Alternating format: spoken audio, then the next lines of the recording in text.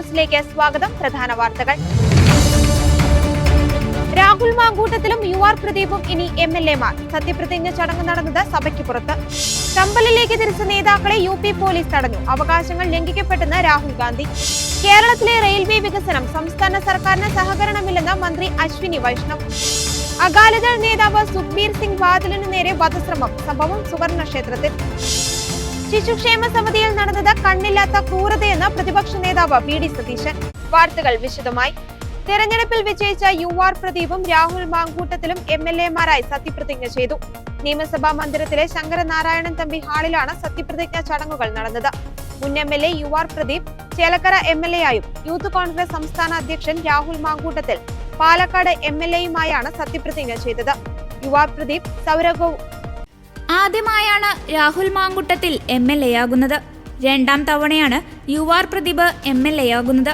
നിയമസഭാ ഹാളിൽ നടന്ന ലളിതമായ ചടങ്ങിലായിരുന്നു സത്യപ്രതിജ്ഞ നടന്നത്.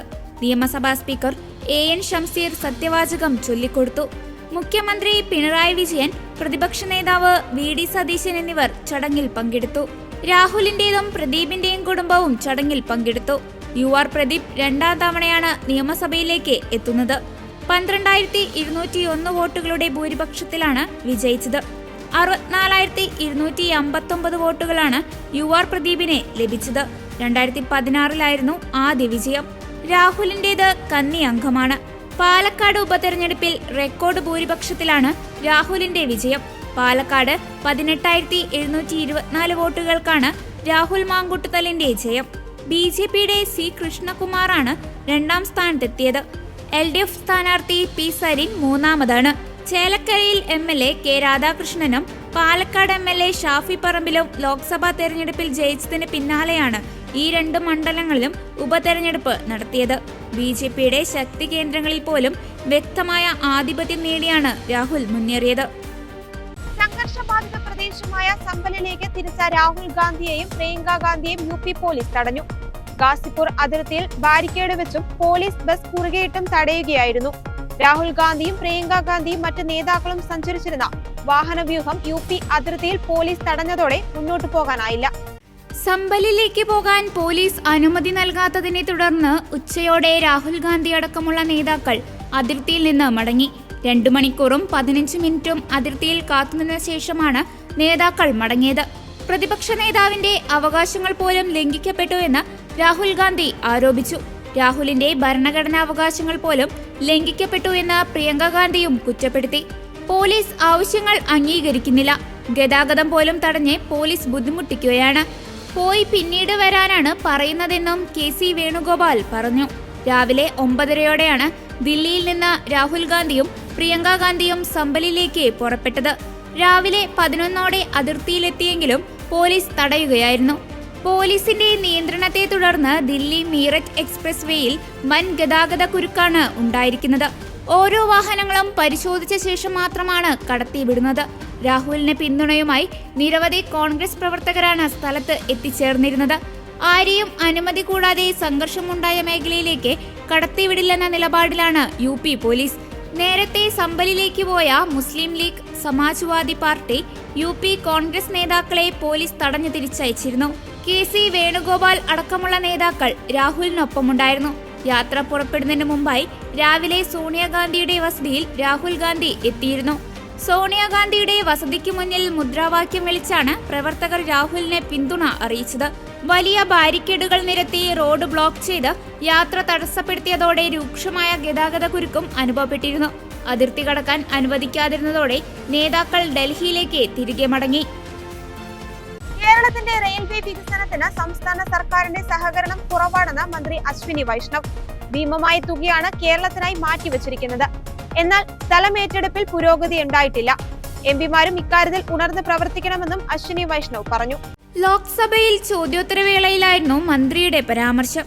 കേരളത്തിന് കൂടുതൽ വന്ദേ ഭാരത് ട്രെയിനുകൾ വേണമെന്ന് ഹൈബി ഈഡൻ MP ആവശ്യപ്പെട്ടു.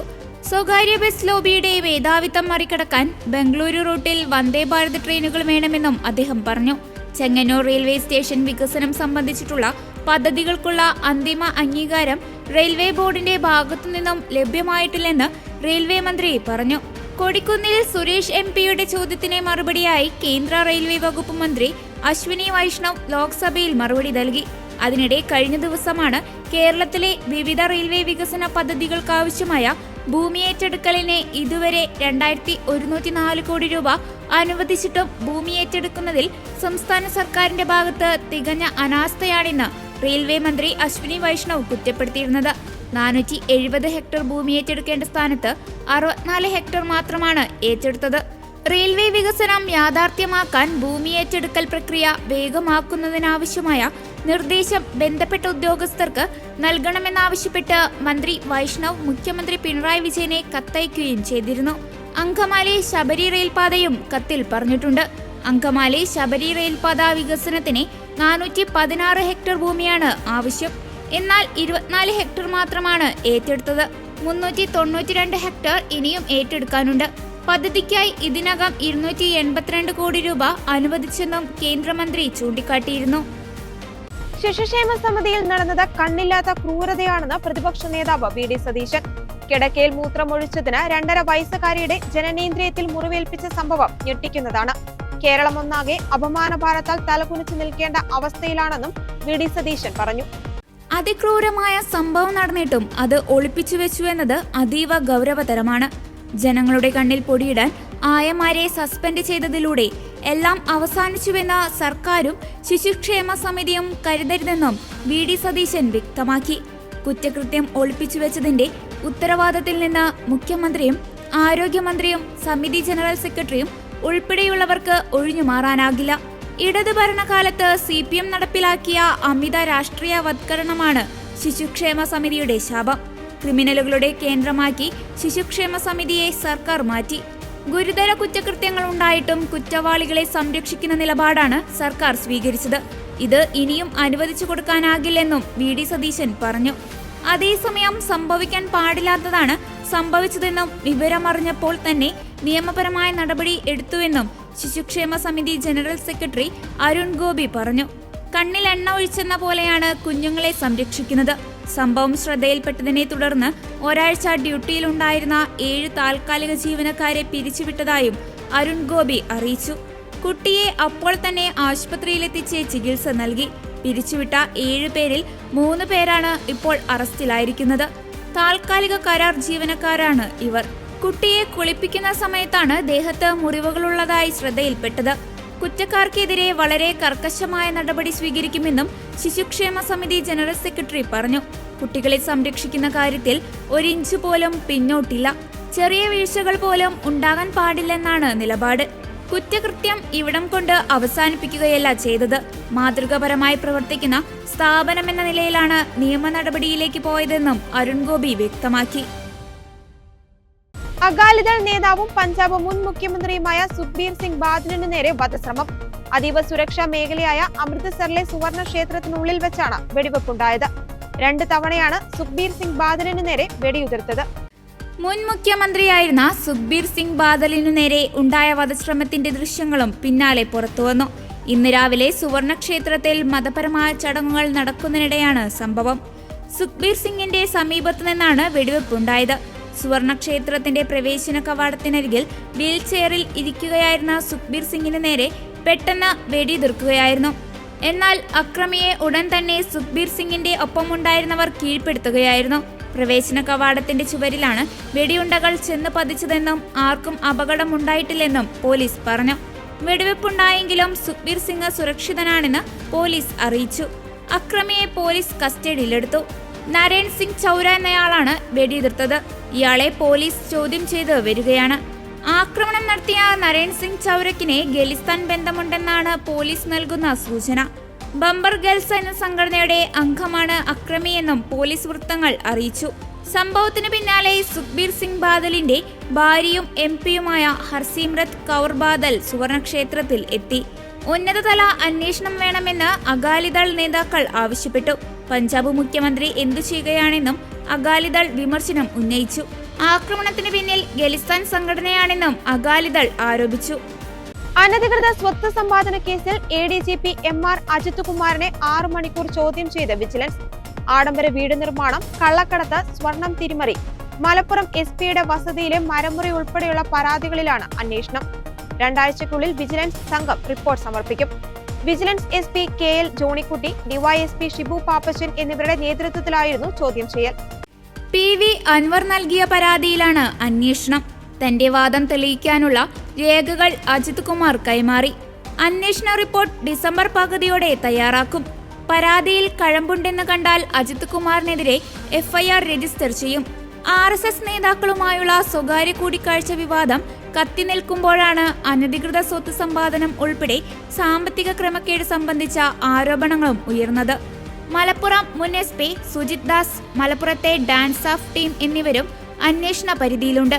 കവടിയാറിൽ ആഡംബര ബംഗ്ലാവ് നിർമ്മാണം, കുറുവൻകോണത്ത് ചട്ടങ്ങൾ ലംഘിച്ച് ഫ്ളാറ്റ് വാങ്ങൽ, മലപ്പുറം SP-യുടെ വസതിയിലെ മരം മുറിച്ചു കടത്തൽ, കള്ളക്കടത്ത്, സ്വർണം മുക്കി എന്നിവയായിരുന്നു പ്രധാന ആരോപണങ്ങൾ.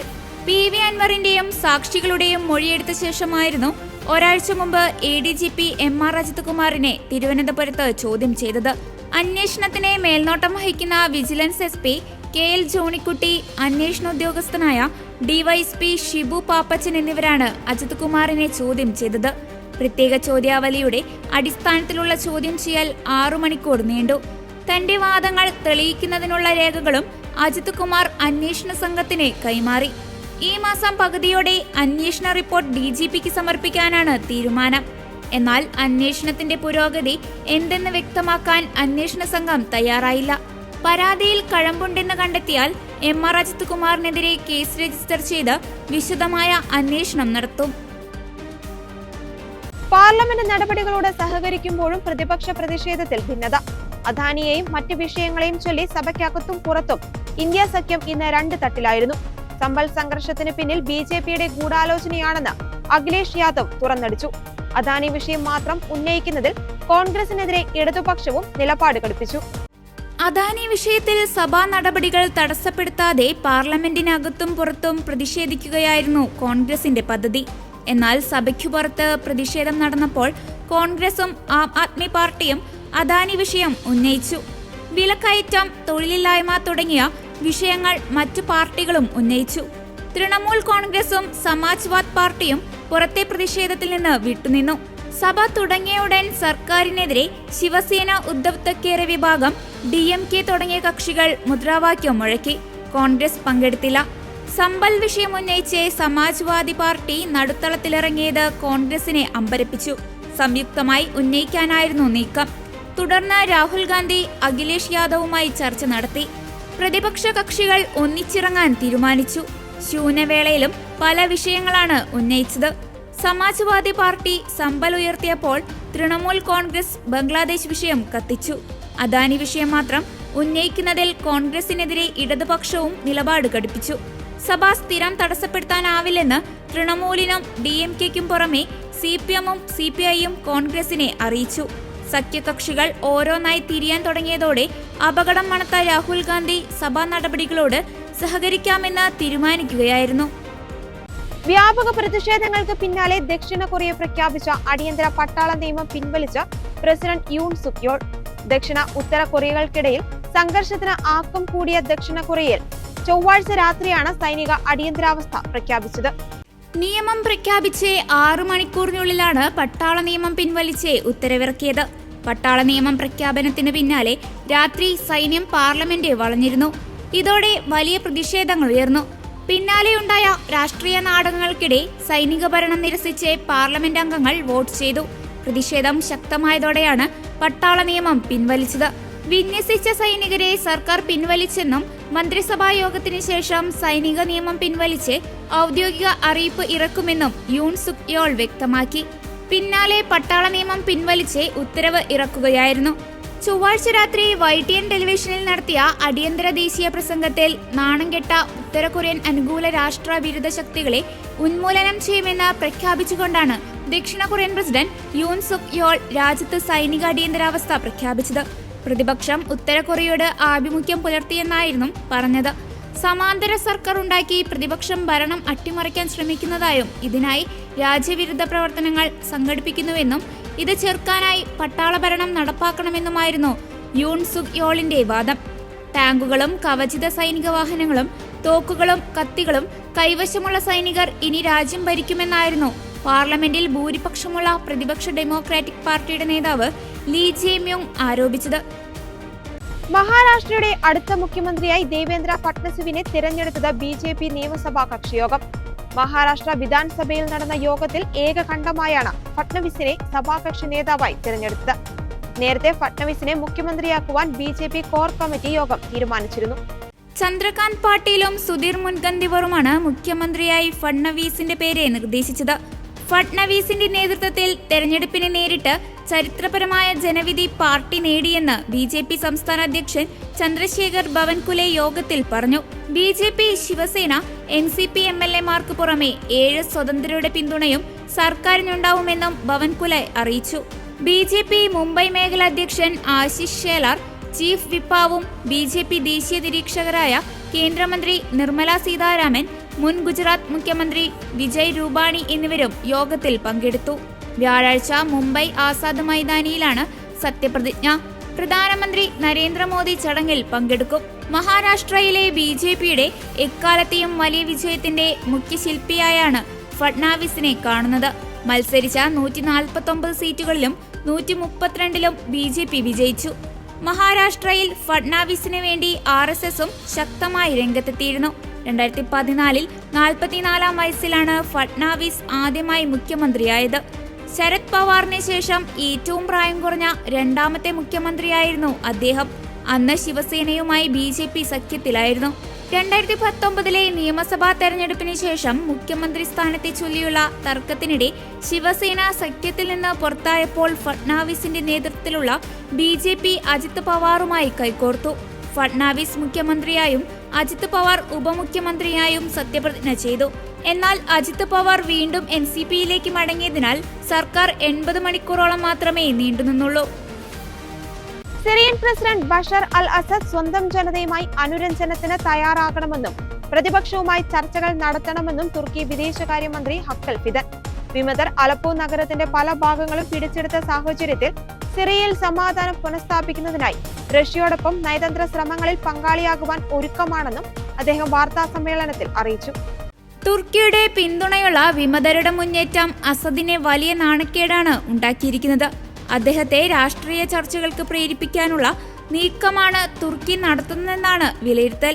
ഇറാൻ വിദേശകാര്യമന്ത്രി അബ്ബാസ് സിറിയൻ സർക്കാരിനെ പൂർണ്ണ പിന്തുണ വാഗ്ദാനം ചെയ്തു. 2011 അസദ് ഭരണകൂടത്തിനെതിരായ പ്രതിഷേധങ്ങൾ കൊടുമ്പിരി കൊണ്ടപ്പോൾ സൈനിക സഹായം നൽകിയ രാജ്യമാണ് ഇറാൻ. 200ഓളം ഇറാഖി സൈനികർ വിമതരെ നേരിടുന്നതിനായി സിറിയൻ അതിർത്തി കടന്ന് രാജ്യത്ത് പ്രവേശിച്ചതായി Syrian observatory for human rights report ചെയ്തു.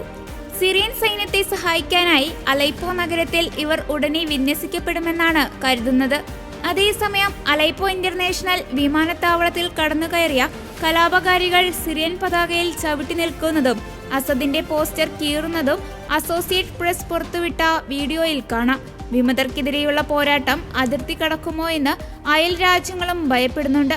സിറിയൻ അതിർത്തിയിൽ ഇറാഖ് വൻതോതിൽ സുരക്ഷാ സൈന്യത്തെ വിന്യസിച്ചിട്ടുണ്ടെന്ന് അധികൃതർ അറിയിച്ചു. അതേസമയം മേഖലയിലെ അസ്ഥിരമായ സാഹചര്യം മുതലെടുക്കാൻ സിറിയൻ കുർദിഷ് ഗ്രൂപ്പുകളെ അനുവദിക്കില്ലെന്നും ഫിദൻ കൂട്ടിച്ചേർത്തു. ഇതോടെ ഗുഡ്നസ് ഈവനിംഗ് ന്യൂസ് ഇവിടെ പൂർണ്ണമാകുന്നു. കൂടുതൽ വാർത്താ അപ്ഡേറ്റുകൾക്കായി ഗുഡ്നസ് ന്യൂസ് ചാനൽ സന്ദർശിക്കുക. നന്ദി.